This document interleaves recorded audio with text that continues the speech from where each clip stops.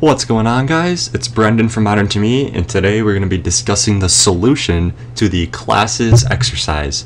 So first we had to create a new class called car. So if you don't remember how to do that, I'm just going to scroll you over real quick, and you'll see that you right click on the src folder, and then go to new class, and then it has the name field highlighted for you, and you just type car. And that's all there is to it. You just hit finish. And there, now you have your car class all ready to go. So the next thing said to create the following variables for the class, and then I gave a list of 4 variables. So the first one was color, so we just want to go string color, then company, string company, age, go int age, and speed, int speed. And that's all there is for creating the variables. That's all there is to it. And now the meat of the exercise was in creating the methods. So the first method it said to create, almost skipped something. You need your accessors. So these should all just be private, because like I was saying earlier, there isn't really a legitimate reason other than to follow the standard for Java, which is just to make these variables private. So make all these private. Okay, and then it said to create a constructor with a parameter for each instance variable. So to create the constructor, it's got to be public, and then the name of the constructor is always the name of the class, which is car. And then if we type in the parameters, we need one for each variable. So let's just go string color, string company, int age, and int speed. Okay, now let's open up this method here. And if we want to set all of our variables, what we have to do is, remember, we do this keyword to refer to the class, since our parameters are the same as our instance variables, the same names, I should say. And then you use the dot operator to locate each variable. Since you're not just using it directly in the class, you're referring to it through this, you need the dot operator, and then you find the name of your variable and just set it equal to the parameter. So this dot color equals the color, this dot company will equal company, this dot age is equal to age, and this dot speed is equal to speed. There you go. All there is to it. That's all our constructor has to do. Next, we need getters and setters for all of the variables.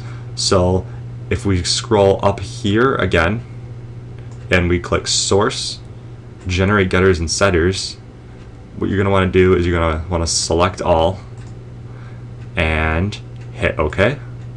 And now we have 8 getters and setters, or 4 getters and 4 setters, one for each variable. So there you go. That's all there is to it for that. It's really not really typing code. You can type it out if you wanted to, but that's so much faster. Come back over here. Okay. Now the next bullet point says you need a method that increases the speed by a value passed in as a parameter. So let's go. We need this method. We'll make it public. And we need it to increase the speed by a value passed in for the parameter. So it doesn't look like it needs to return anything, so we can just have it be void. Now increase the speed, we'll just call this method increase speed. Okay, and it needs to be by a value passed in as a parameter, so we'll call it integer increment. Okay, looking good so far. And now we just need to increase the speed. So to do that, we just go speed plus equal to increment, like we learned earlier. Perfect. And so that looks like our class is done already. It's actually kind of one of our longer programs already. 51 lines for a class, so that's pretty cool. Getting longer. Actually 50, right on the dot. Oh my gosh, we fixed this. Right there. 50 lines. Well, 49, but let's just call it 50. Okay. Now if we don't need person. If we go back into our main method, we'll need to create an instance of the class using our own values. So to create the instance, we need to type the name of our class, car, and let's name it my car, equal to, and as we've been doing, to create an instance of a class, you type new, and then to call the constructor, type the name of the class again, and the opening parenthesis, closing parenthesis, And in here, we need to pass in all of our values. So first, what was our first entry? We had color. We'll have it be red. Then the next one was company. We'll have our car be from Ford. The next one was age. So we'll have our car be, let's go 10 years old. And then speed, it's going 60 down the highway or down the neighborhood road and hitting into trees and stuff. Whatever kind of person you are. Okay. So you could have done whatever you wanted in there as long as you did a string and a string, or as long as your constructors matched up and the program ran. So we created our instance. Next, we need to increase the speed by calling the speed increase method, and we can use our own values. So let's go my car dot increase speed, and for our increment, we'll just increment it by 10. So it should be at 70 if this method runs as planned.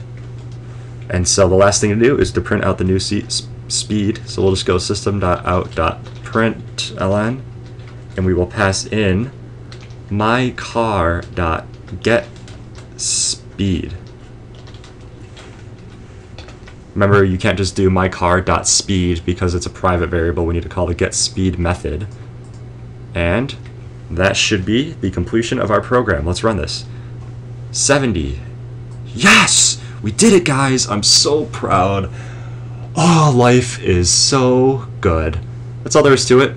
Nothing tricky, just a little class we got going on. Just another example of creating an object. We're going to be straying away from classes just for a little bit. We'll be coming back to them because there's still so much more to learn, but there's always more to learn with programming in general, so we're just going to jump away for a little bit. So join me for next tutorial where we learn something new. I'll see you guys there.